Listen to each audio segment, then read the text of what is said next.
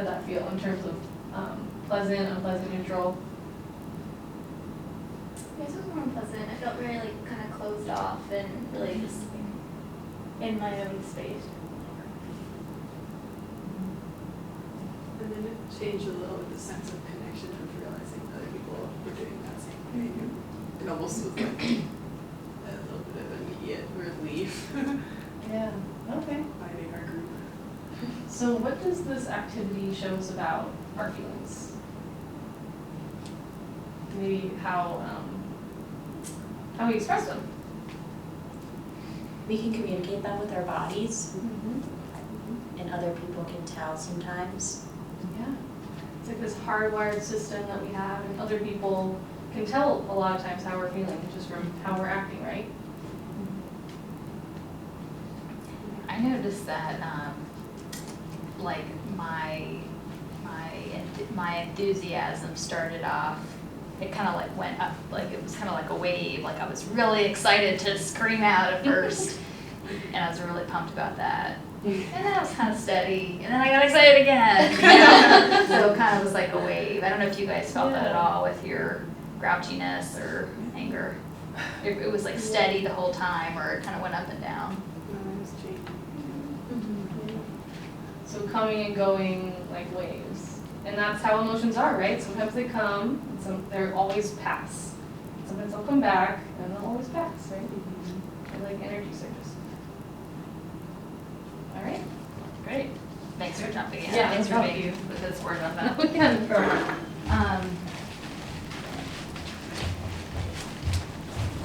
What did I do with my sheet? Did I hand it to you, Tasha? Oh, did I steal yours? I thought I stole yours. I did. Oh, No? yeah, no. Is it up there?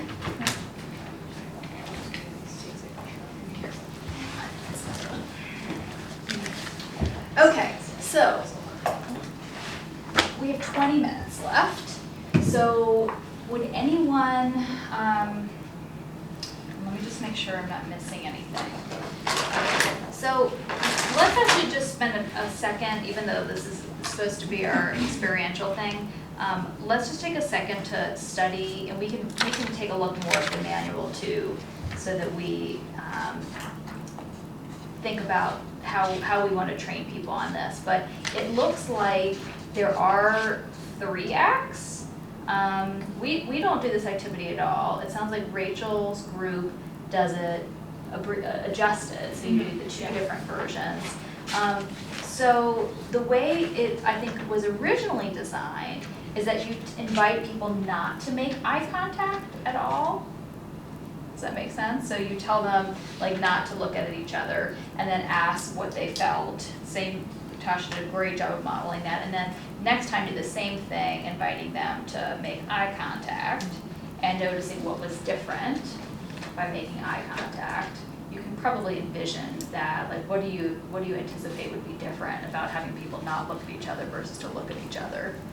What would be probably the experience and the take-home point there? Loneliness or not looking at each other. Yeah, that's one possibility. Any other ideas? Kind of awkward. Which part? Which Looking look at or not somebody. looked? Actually, Yeah. eye contact could be Yeah. awkward. Absolutely for teens, I agree. Yeah. I said disconnect, Disconnect. being like, I don't know, our emotions, like, sometimes I think we think that we only experience these emotions, but like recognizing that other people as like universal, like we talked about. This is really interesting. So my premeditated thought was that if you were not looking at each other and then you do make eye contact, that you miss an opportunity to read facial expressions. But that's like a very scientific, like adult way of thinking about it. And I do actually wonder, like I agree with you, like I think teens experience some of these activities with more discomfort than we might think. And so that's really interesting. It would be, and I would imagine it'd be curious to ask Trish too, having done this lots of times. Like the other thing is, I know Doug pointed out that the contextual adaptations are not really part of this training, but you know, this is going to look different if you do this in a classroom of 25 kids who all already know each other, versus a group that's doing it the second time, no, the third time that they've met. They don't know each other that well, right? So you're picturing like how that could factor in. So I think these are just things to be, the important, I think, take-home point is that these are things to be aware of as you're thinking about, as, you know, that's maybe how it's intended to be, and then the third part, sorry to jump around, but the third part would be just what Tasha modeled, which is to choose an emotion and demonstrate it. You may have said this to make it clear that you want them to demonstrate it through their facial expressions and through how they move their body, to give them that directive. Yeah, it's good to be specific Yeah. about that. I think that could be What I said. help, no, it's like you do it one ear and one part of your brain out the other. But that could be helpful, right? Because in that way, you're actually giving them that direction, and then people are on purpose wearing their emotions on their skin. And then I think, you know, the processing was a really great example. So, I'm wondering, lessons, the lineup, processing, etc. What would be helpful for you all? I mean, the lineup is pretty straightforward, like just stepping over. Would anyone like to take an opportunity to practice like the processing of that, or the processing, 'cause I think that's almost the harder part, like in some ways, like the processing of that, or the processing of like, if you imagine you had done this emotions in 3 acts, like what you would then say to people afterwards. We could use it as an opportunity for that, to do that for about 5 minutes.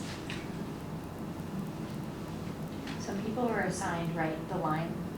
Was anyone assigned the line? Sorry? And the acts one. Oh, the acts one? 3 acts, yeah. Yeah. So I don't know if you guys wanna, whoever was assigned to maybe do that, because you practiced it or thought about it. But I didn't do that, so it's not like. Was anyone assigned a lineup? No.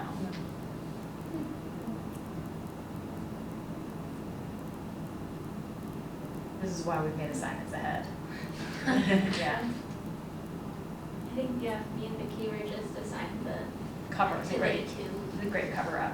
2. No, the emotions in 2/3 acts. Oh, okay, that sounds good. Then why don't we have you all share that? And what I would suggest is that oftentimes we do co-facilitate, so why don't the 2 of you facilitate that together? So, why don't Vicky, you take the lead just to get started, and then Emma, you jump in. So we've just done, let's pretend that we've done the lineup, we've processed it, we've done the emotions in 2 or 3 acts, modified, and now maybe you've asked people to sit down. So instead of standing up, you've asked people to sit down. We've acted out our things, but we haven't said anything else about it. So we've done that, and then you say, you know, okay, so everyone grab a seat.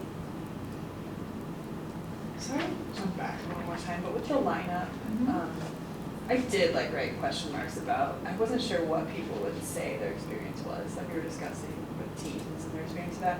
Is kind of the take home point just another opportunity for practicing being in the moment and really noticing sounds and feelings in our body? Is that what that activity is, or how's it different from the others? Yeah, so it's the major point of that is to have people recognize kind of the psychoeducational point that emotions are universal. Universal. So that can actually be done when you're looking to cut time. That can be done pretty quickly. You can name as many emotions as you want or don't want, but it's the point that like we have all experienced. And just like Vicky said, we can get into a place where we think we're the only ones feeling depressed or feeling angry or getting nervous about things, and actually everybody has those feelings. Oh, sorry. Yeah, the one where you're walking back and forth across the room. That one. Oh, the act one. Yeah. I think that's really about how we demonstrate emotions in our body. Yeah. Yeah, so some of Tasha's processing, and again, we may circle back and there's always opportunities to digest further, but some of Tasha's processing comes up for us more in session A, where we do mindful movement in session A, and we talk more about like how you can actually, so once you've done your body and you've learned how to practice mindfulness of your thoughts and emotions, attention is about sort of how you move through the world, really with mindful attention. And one of those activities is about, just like you all demonstrated so nicely, that you can actually move your body through space in a mindful way, like noticing where your footsteps go and how your body moves in and out and on and so forth. I don't know that that's, I'm not sure if that's the main take-home point. Not that if it comes up, that could be an excellent point to make. But I think that this is more about like emotion education and this idea of like, just like you said, sort of recognizing, that emotions show up in the body and that we can experience them physically, and also there's an element of like that other people can notice how we're feeling. Sometimes. I don't know what to say.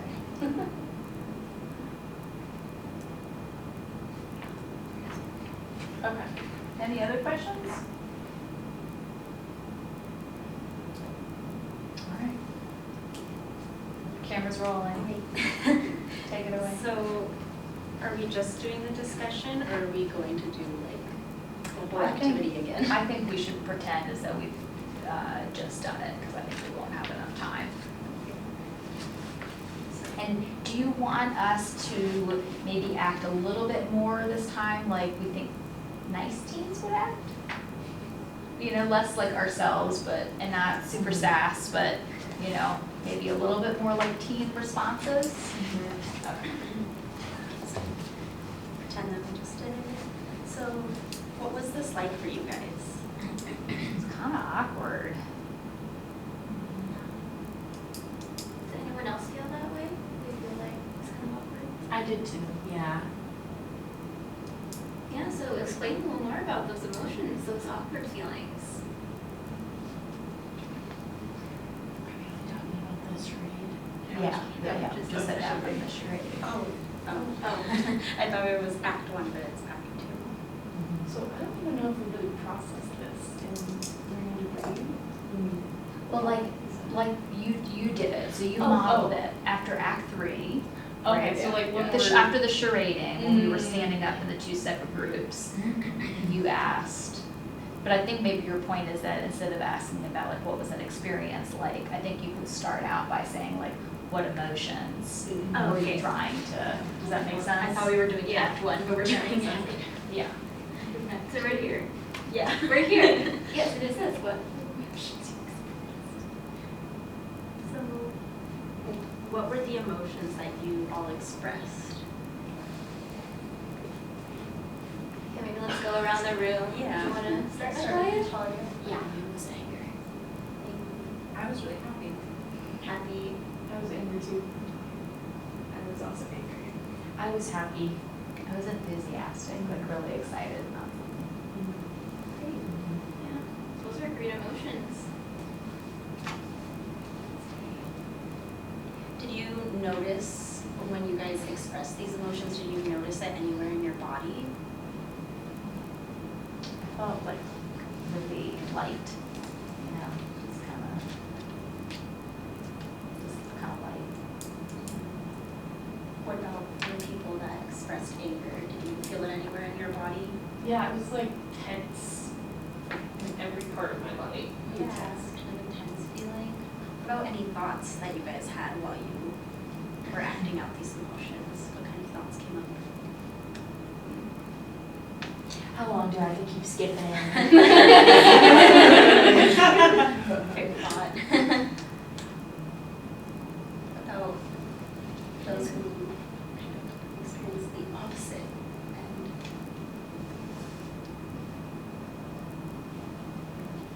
anger. That just took a lot of effort to be angry. Yeah. And then when you were having those emotions, how could you tell that the others were feeling anger or happiness or excitement? How could you all tell that other people were feeling that way? When I looked over to the angry group, they all had their arms crossed. Reading body language. Like furrowed brow like this. Yeah, brown, page in the middle. Yeah, can tell that your body reflected those emotions. I don't really see those yet, skin face. And do we see this in everyday life? Like, do you recognize these sort of things in, just as you're going about your everyday life? I can definitely tell when my mom's mad. Yeah, why?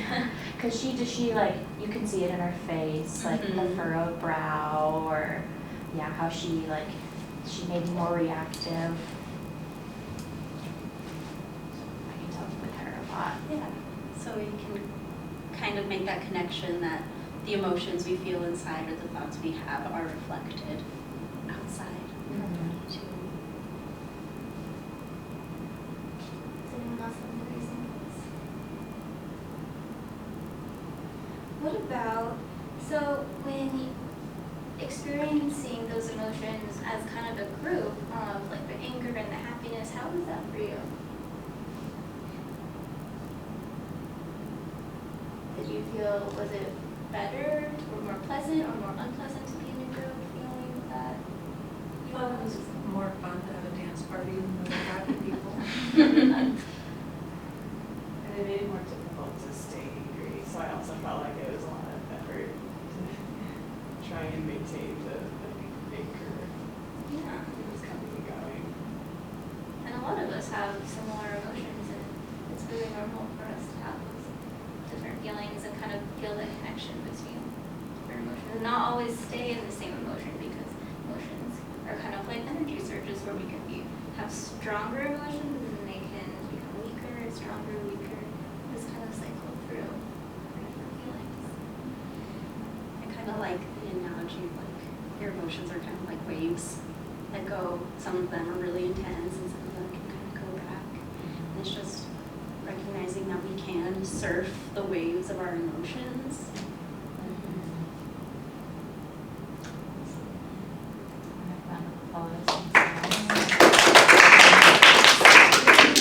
So thank you all for your patience. I'm sorry that I didn't have experience with the second activity and we kind of pulled it together. Thank you to Tasha for jumping in and leading that. And I think hopefully we can maybe have some time to, I'll send Rachel an email and just kind of give her a heads up for Monday that it might be useful just to wrap that up a little bit. So just so she can speak a little bit more to sort of her perspective on experience with it and the role of that. Some of Melody's questions were like, well, what are the main take-home points? But in my mind, as a summary, I think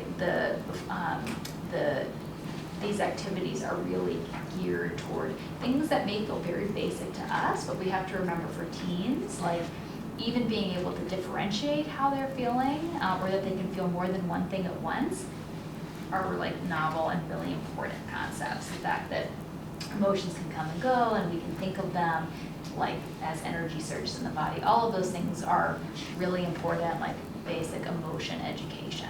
And really important then to kind of then set the stage for the activities that you'll see that you'll do on Monday. What's that? I was like, oh, surfing the waves. Yeah.